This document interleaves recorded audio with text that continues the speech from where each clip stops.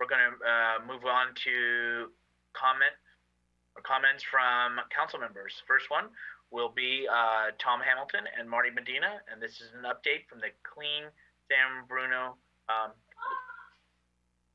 Action Committee or committee. And then whomever would like to take this, please. So I will go ahead and share my screen, and with the Vice Mayor's agreement, I'll kick us off the first couple slides and throw to you. Yes, let me make sure I got my, okay, I'm on. Hey, so yes, thank you, Mr. Mayor, and thank you, Tom Hamilton. It's been a pleasure working with you, let me tell you. We were assigned to this committee by the mayor and the council, and we had 3 community Zoom meetings. We took a lot of input, and let me make it absolutely clear that we understand that what we're doing tonight is only reporting out.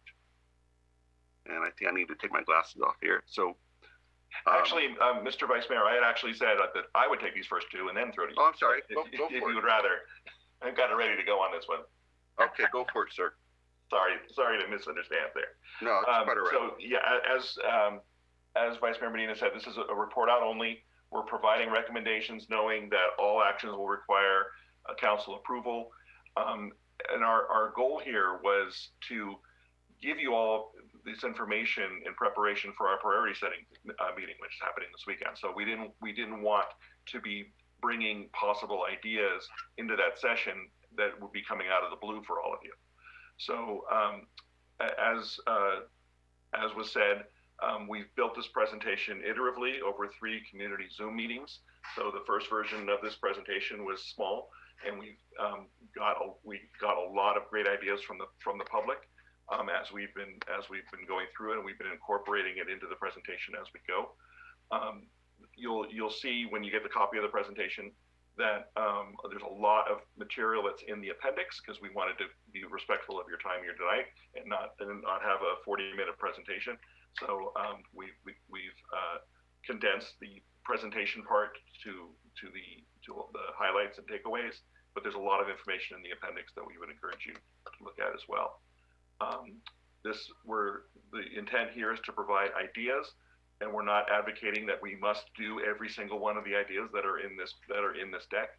And we understand there's priorities and cost considerations and all of that. So we want to make sure that we're sharing all the information that we've gathered.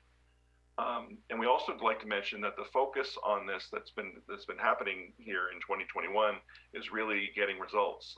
We've been seeing noticeable improvements in our neighborhoods. Residents are starting to pitch in and clean up their own neighborhoods outside of all the organized cleanups that have been happening. So that's nothing but good. All right. Back to you. My turn? All right, excellent. So yeah, in these meetings, as we're reviewing things, basically, what are the sources of the garbage? Where is it coming from? And it's coming from households, it's coming from us, it's coming from apartment complexes and construction projects. People are basically littering. We have overflowing garbage cans. We have businesses not maintaining their properties and not providing enough garbage cans. And then there's the times where we do have these homeless encampments where it's a high visual problem.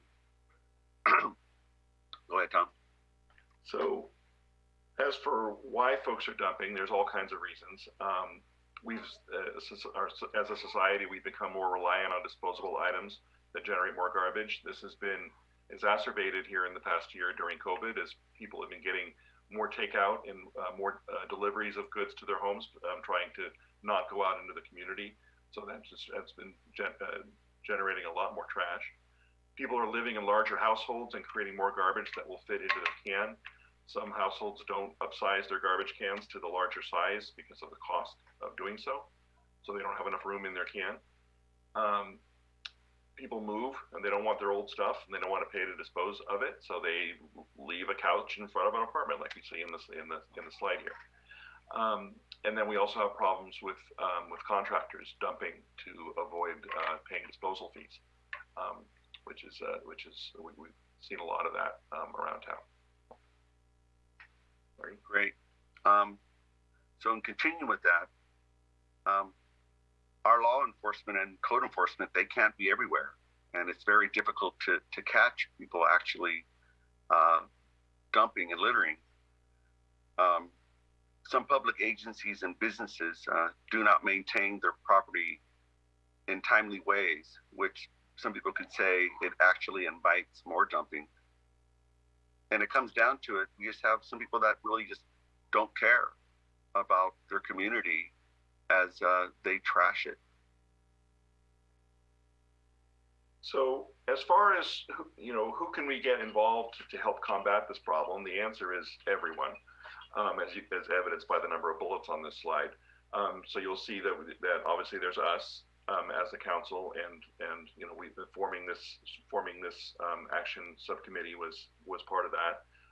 City manager, city departments, including the library for communication efforts. Police and code enforcement already at the forefront of this, as of course is public works. We think the county can do more. The county has land around here, and they also have resources. We want to get our Chamber of Commerce involved. Ecology is an obvious candidate to be a good partner with this. Already is a good partner in many ways. Our schools, and one area that was brought up by some of our community members was to leverage our students who need service hours for graduation, and possible workforce to help with various issues.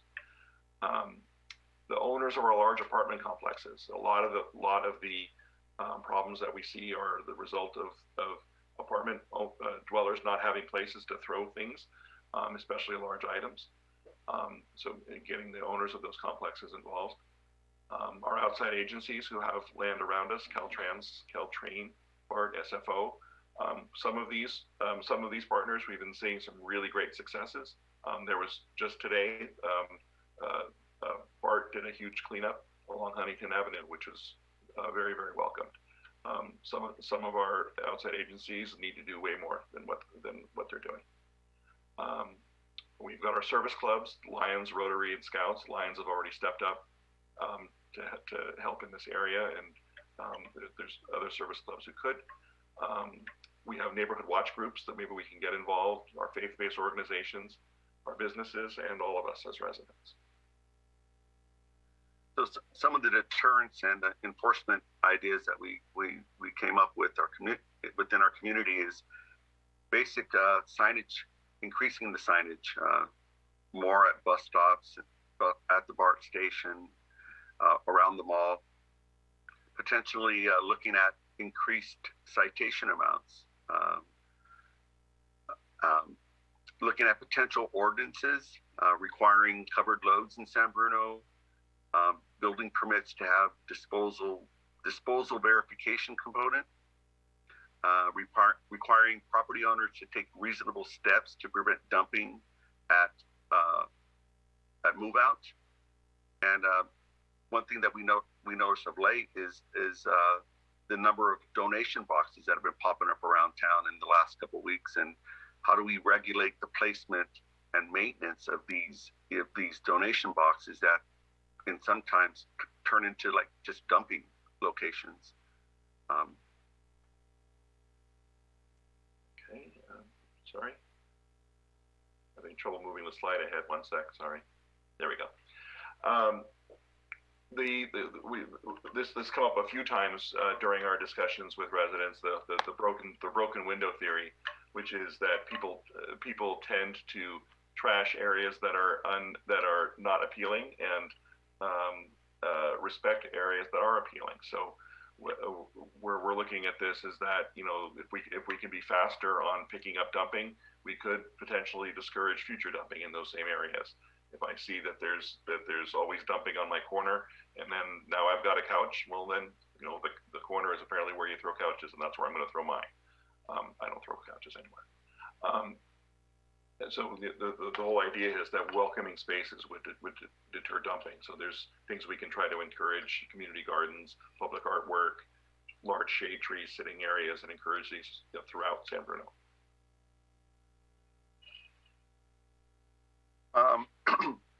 One other thing that Tom and I have been working on is getting the contact people, and like he said today, we have a great contact at BART that very communicative, and I know of 2 cleanups in the last month that they are making big moves on and making it better. So we need to we're suggesting reviewing and improving the existing contracts and resolution processes, exploring maintenance agreements with these public agencies where city staff and contractors can respond to cleanup requests, and putting the request on the agency property and bill, and then bill the agency for the work. So making them accountable or making them pay. And as the absolute last resort is potential legal action if they just fail to act. And we don't want to have to do that, but all agencies, all property owners need to be more responsible in cleaning up their property. So as we all know, there's been community cleanup efforts going on. We want making sure to focus on safety of volunteers, and also providing guidelines around cleanups near homeless encampments, making sure that people understand that you can't just take someone's stuff and toss it out. So we've been trying to be very communicative with the organizers and volunteers of these groups to make sure that everybody understands that. The city is looking at, or is planning on, additional community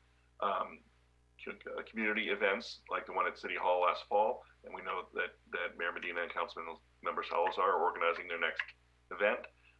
We appreciate that very much. Thank you. We would, I've already communicated this to the mayor, that the communication efforts around this really needs to be expanded so everybody knows about it, and especially to our apartment complexes, to make sure that the folks in the apartments know that this resource is available, since they do not have access to large dumps through Recology. And then again, there's a potential to partner with our neighborhood watch groups to organize their own small cleanups in specific neighborhoods. All right. So what should the public do if they see dumping, whether when it's dumping in progress? Do not engage. Do not engage the person doing it. Make a note of the license plate, vehicle description of the person, and you call the San Bruno Police Department. Let them handle it. If you see dumped items, go to San Bruno Responds and use that app. That app is the primary way to communicate to the city for things that need service. And register your camera with the San Bruno Police Department. It's pretty simple. Tom could tell you, I think it took him around 30 seconds to register it or something like that, some record, I think. Yeah, this was suggested by a resident during one of the listening events that we had. And when I went to go put this on the slide, I've got a camera out in front of my house, so I went to that link and I was done in 40 seconds. 40 seconds. Turn my camera with PD. And it's my option to do that. It's not a requirement, but if folks want to pitch in and help in that way, it's super easy to do. So I think Tom, this slide basically was just making sure people knew who to contact when it was their property, and it could also have been put in the appendix, but it's here for people to know that these are the agencies that are servicing San Bruno, that are also own properties in San Bruno, that we get complaints that it's not on city property, that it's on somebody else's property, and it's their responsibility to take care of it. All right, so our current recommendations. So we've got just a couple slides here. We're near the end. I know it's getting late. Two more. We recommend that we continue refining San Bruno Responds, the app. It's had a lot of success, but there are areas where we feel that we can improve.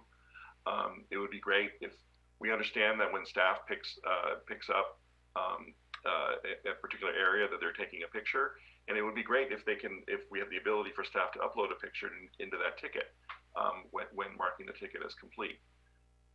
It would be good to be able to use the data coming out of San Bruno Response to help identify hotspots, to see if perhaps there's something we can do to help mitigate specific areas where there's repeated dumping with cameras or whatever. And then in that same vein, just metrics. Being able to get, we're collecting all of this data as part of the effort to do this cleanup, and being able to leverage that to understand what's happening so we can have better mitigation to try to prevent the dumping in the first place. This is a resource that I think we can tap a little better. Consider, and then there was a slide on this earlier, we potentially would want to consider ordinances to require covered loads in San Bruno, meaning, if you have an open bed truck and you're carrying stuff, that be covered so that things don't blow out. Require building permits to have a disposal verification component, making sure that contractors have a plan for getting rid of construction waste. Require property owners to take reasonable steps to prevent dumping and move out. We spoke with the city attorney. We understand there's been conversations in this area already. This is a difficult thing to get after, but if there's a way to get after it, we should. That's why we have it here on the list. And then regulate the placement and require regular maintenance of donation boxes. This was a late-breaking addition, because this is a problem that's really come to the forefront just in the past few weeks. And then with Recology, so right out of the gate, before we mention anything with Recology, we know we have a contract with Recology. If we wanted to make changes to that, that's a negotiation. We understand all of that. So we're still making some suggestions here, but we're absolutely neither of us called up Recology and said start doing this or that. So we understand the process. This first one goes hand in hand with San Bruno Responds, exploring the potential of having Recology respond to at least some tickets from San Bruno Responds. If that would be, obviously that would be a pretty major contract amendment, but if especially if city staff is stretched, it's absolutely a resource we should explore. Explore extending large pickups to apartments. Then we received some conflicting info about the way the large pickups are supposed to work, but we do know that option is not available for apartments today. Modifying our garbage cans so that they have latches to keep them closed, and because we live in a windy place, and if your garbage can isn't closed, or if it blows open, then the trash gets blown all around, and we see that as a problem in many neighborhoods. And so having a latch and having Recology have a requirement that you need to be able to latch if you can't latch it, then you're putting too much in the can, and that's a problem. Something to explore there. And then lastly, just collaborate with them for better communication regarding waste reduction and disposal options. And there's a lot of information that we gathered about Recology that's in the appendix as well. So this is the last slide before questions. So another recommendation is to explore the Sheriff's Department work program to provide additional cleanup resources, and really overall to improve and expand communication efforts. The city should improve communication regarding the efforts being taken to keep the city clean, and to build upon the successes that police and fire have had with their use of social media. and to extend it to Public Works. And lastly, ensure broad communication about City Hall pickup item drop-off events, especially to our apartment residents and others who do not receive a utility bill, right? Because if you don't get the bill, you don't know there's a disposal event. If you're not on social media, so making sure that more people are aware of it, so they don't resort to dumping it. That's our last slide, and we're ready to take any questions. If you could stop sharing, so we can all see each other. Sure. Which is easier. But thank you. Thank you very much. Okay, so first and foremost, thank you, Vice Mayor and Council Member. And Vice Mayor, he does do good at this PowerPoint stuff, huh? That's that guy. I know. So, but yes, but thank you both for holding those and reaching out. And I know the Vice Mayor and I are still working on some contact data, so that we can have that. And then the Council Member Salazar can announce probably pretty soon about the event, which would be, again, as you said, for e-waste, paint, large dump for San Bruno residents with ID. You already alluded to, the only thing that came close to mind was like the latches on the lid. But one thing that I know we always hear is that folks are trying to maybe put into a 20-gallon for cost savings what is in a 32.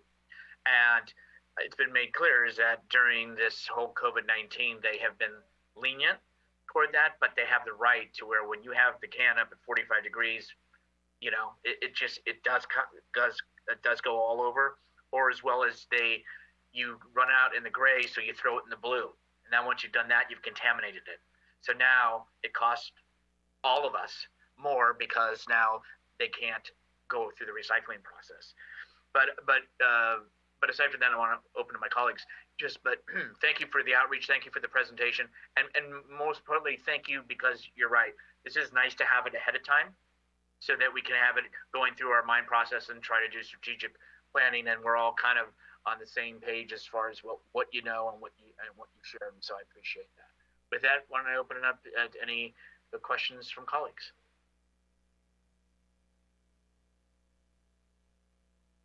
Because I know we'll be talking about it come soon, but still. Councilmember Mason. So my question's not so much around the presentation. Excellent presentation, by the way. Thank you so much. A lot of information. My question is around that this was an ad hoc committee that was created. And so the recommendations have been provided, which is great. And so does the committee continue? Or do the recommendations now go to, implementation, or how? I'm not sure, because this is, I think, the first ad hoc committee that has been has reported back, at least since I've been on the council in this way. I don't agree with that, but that's not here. Let's talk about what good work we've just seen done. As I think, and Councilmember Hamilton can correct me, but that's why he said he wanted it now. So when we get into our Friday, Saturday discussions, and if we start talking about strategic initiatives, as I said, they can't do everything, but what is important, and are these things that staff and the council wants to prioritize. And I think that was another great indication why they wanted us to have this data in our head so that we're verse ready to go on Friday and Saturday. That's how I'm interpreting it. Councilmember Vice Mayor, correct me. Yes, so that was the intention, was to get all this information out there so that we weren't trying to convey this information to you when trying to get a particular priority onto the and explaining that and wasting that time during our priority setting session this coming weekend. So that's why we really wanted to kind of finish things up and get this in front of it, get this report out into this meeting here before the priority setting session took place. So we're not authorized to make direct recommendations for implementing any of the recommendations we've done here, because we're only 2 out of our 5. So yeah, and then as far as whether this is the end of the committee or not, I would recommend that we hold on that decision until after we make it through, and then it would be up to the council to decide whether we should, if there's other stuff that they want us to go out and do, or if we should end the committee. Okay, Mr. Mayor? Those are my thoughts. Yes, Vice Mayor. So yeah,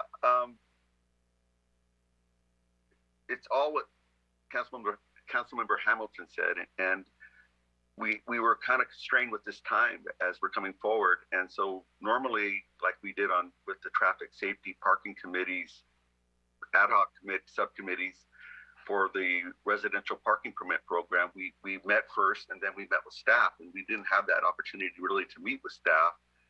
This is I think the first step, and we realize how busy staff is, and there's no way they're going to be able to do everything. So we're trying to find out how we could get it to a certain point and then break it down.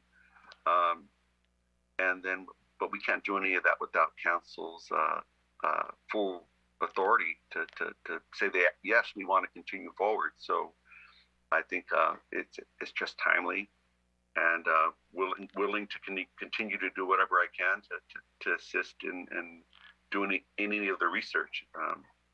It worked out pretty well, and yeah, this was good and fun, right, Tom? Oh yeah, a lot of fun. Any other? Getting our hands dirty. But we somehow never used "Let's Talk Trash" as part of the listening campaign, and that was a huge miss. Any other questions or comments from council? Again, thank you to both. But since we have you right now, if Councilmember Hamilton or Vice Mayor Medina, if you have anything else under council comments that you personally would wanted to communicate, why don't we take that opportunity now? I would just like to. I'll probably be a broken record on this one, but I just wanted to take an opportunity to remind everyone that we're seeing, as we saw earlier with the COVID presentation, we're seeing lots of successes, and we're starting to see the light at the end of the tunnel. But that now is not the time to slack off on or to pull back on any of the safety measures that we've all gotten really good at over the past year. Wearing your mask, limiting your gatherings, all that. We're at the opportunity now where we can put this away. So we have to. And just keep it. Please, I encourage everybody to keep that in mind. And when you have the opportunity to get the vaccine, go get it. Thank you. Thanks, Vice Mayor Medina. Yes, I second that, Tom. To everyone, just continue. We're doing great. There's no reason to just think that it's fine now and you can resort back to normal behavior. It's going to go on for a little bit longer, a while longer. We have schools opening in San Bruno yesterday, the full opening for most of the schools, I'm saying. The private schools, I think, have been open for a while. And my second message with that is everybody who's dropping off their kids, please take an extra 5 minutes to planning on getting to school. Everybody's in a rush, and be patient when you're dropping off and picking up your children. The kids are really excited. I was at Bel Air today and seeing part of that. There's true joy in some of these kids, and so take it easy when you're picking them up, and there's some people that still kind of want to speed by. So that's my point. Let's stay safe. Thank you. Thank you. Let's move on to item B. Linda Mason, Stronger Governance 2020 Strategic Priority Implementation Update Request. Great. Thank you, Mayor Medina.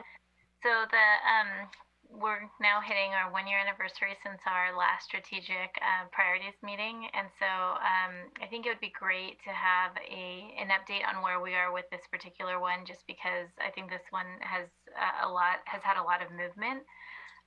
Just from what I could jot down, there was, more Brown Act trainings. There were new committees formed. There's kind of a review going on of the committees that we have.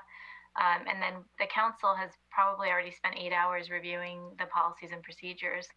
And there may be some others too, but I think it would be great to provide some kind of a report out at some point to the public on what we've done and what exactly, strong governance means as far as not just this vague, large umbrella statement.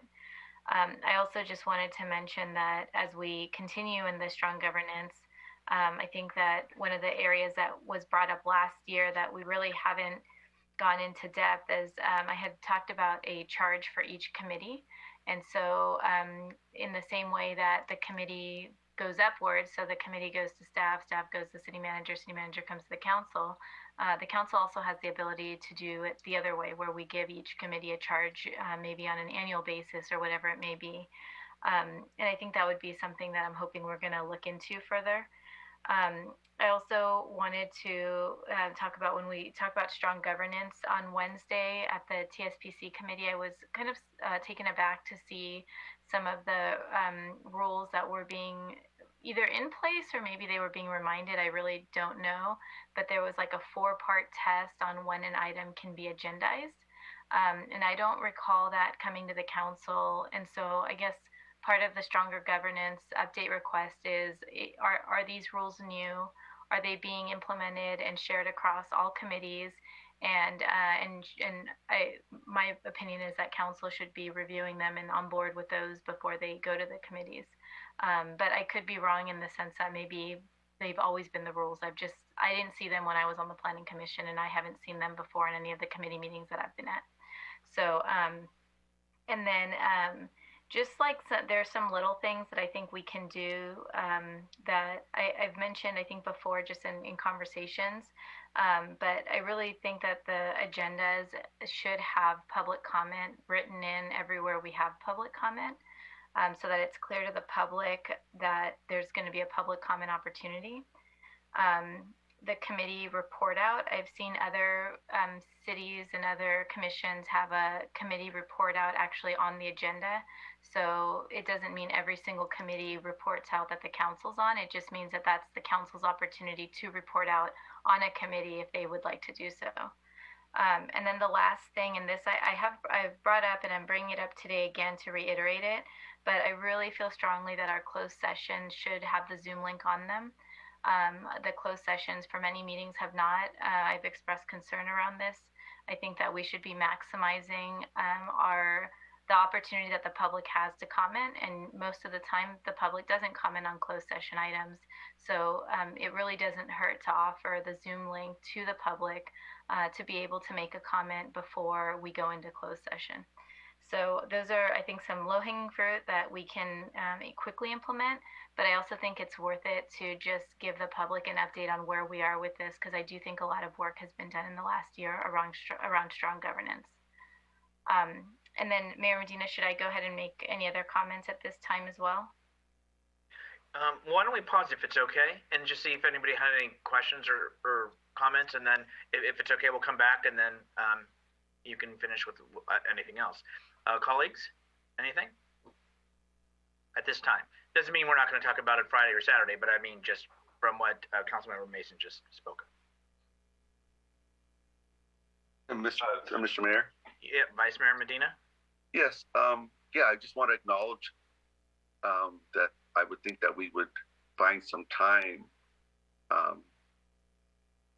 in this weekend. We're not going to have time to dive into any subject this deep, as we have a limited number of hours actually meeting to talk about setting the priorities. So we should be, I guess this question would be to the city manager of when, well, I guess we have to have the meeting first to decide when we're actually going to do this, Councilmember Mason, to where we set that priority. We made progress, yes, with the policy and procedures for the city council, and there's still work to get done, because we started from scratch and putting these procedures together. So It takes a lot of work. if you're asking me, if you're asking me, I would actually just say that I don't know that we are going to spend a lot of time on it on Saturday. I feel like this was a priority last year. I think it's a continuing priority. I don't think that it needs to be reprioritized. I think it would be great to get an update of where we are. And I don't know that it has to happen on Saturday, but I think it would be good to have an update so that the public is aware of the measures that have been taken. And then we continue having the conversation as the year goes on. I don't know that I'm saying that I don't think this should become a lesser priority. It's continuing implementation as we go. Councilmember Hamilton? So I would agree with that. I was about to say something similar. So I'm supportive of continuing these efforts and of us finding the time to have these important conversations as we go forward. Not necessarily on Saturday, as Marty said. I'm concerned that we're not going to have enough time to get through what we need to get through on those 2 days. Agreed. Makes sense. Okay.